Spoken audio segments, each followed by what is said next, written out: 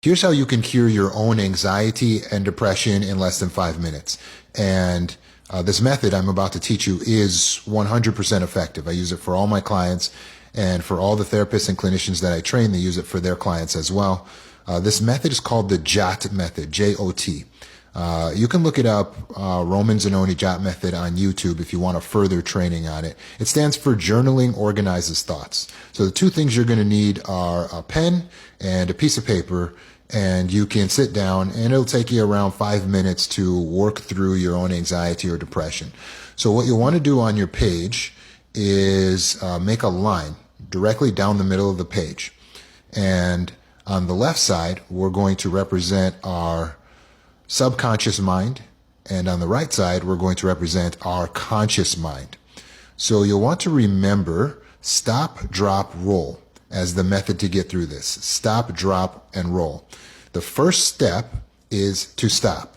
When we stop, we're going to ask ourselves, what are the things that are happening to me or that I perceive in my reality that are a violation to my values?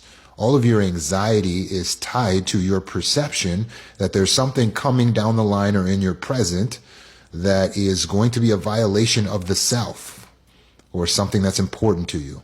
All of your depression is a perception that there's something in your past or present that is a violation of yourself or your values. So you have to identify what is it that's really driving, that's really fueling the most amount of this anxiety and depression, and you'll want to write those things down. So you identify the top two things that are really driving the anxiety or depression.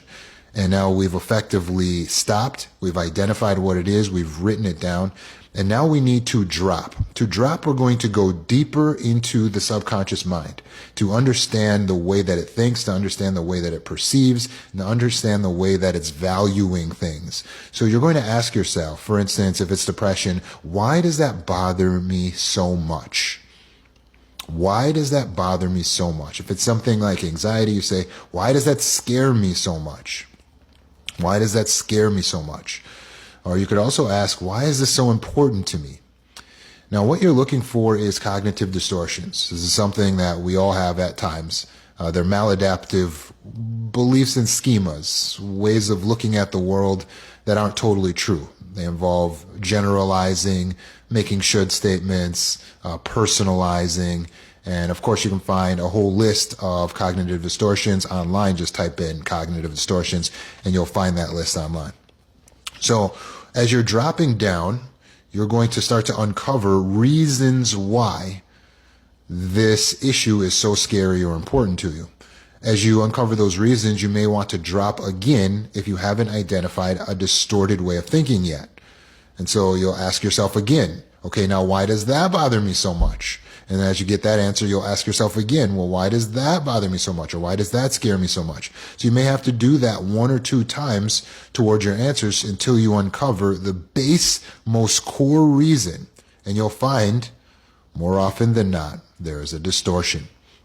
Once you identify your distortion, now you're ready to do the last and final step, which is to roll. And you want to think of role playing. I always think of it as turning over our thoughts. So now we're going to go to the right-hand side of the page into the conscious mind, and we're going to role play the scenario where you're going to take your thoughts and externalize them as if they're someone else's thoughts. A good one is to pretend it's a friend asking you for advice, or it's your own child. You don't need to actually have a child. This is pretend. So you want to pretend like you have a child, and he's asking you, Mom, Dad, can you help me with this? I feel anxious because, and then you're going to articulate it, including that distortion. I feel anxious because I feel like I should already know this by now, right? And so you've identified it's a should statement, you have him say it, and then you speak back to the child. And as you give that advice to the child, you might write down that advice on the right-hand side. Hey, you shouldn't hold yourself to standards that aren't really real. You're creating rules that don't really exist. You have to focus on what you control. And as you're letting those wise thoughts spill out of your mouth, you write them down on the right-hand side of the page. And then apply them to yourself. In that very moment, your anxiety will diminish. your depression will float away. This isn't magic. This is psychology. This is the way our brains work. And by the way, our minds come standard. The fact that you're feeling anxiety or depression is not an indication that something is wrong with you. The fact that you're experiencing anxiety and depression is an indication that you're perceiving something is wrong in your environment.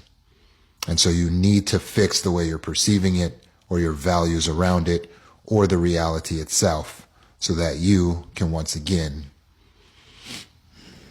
feel at peace.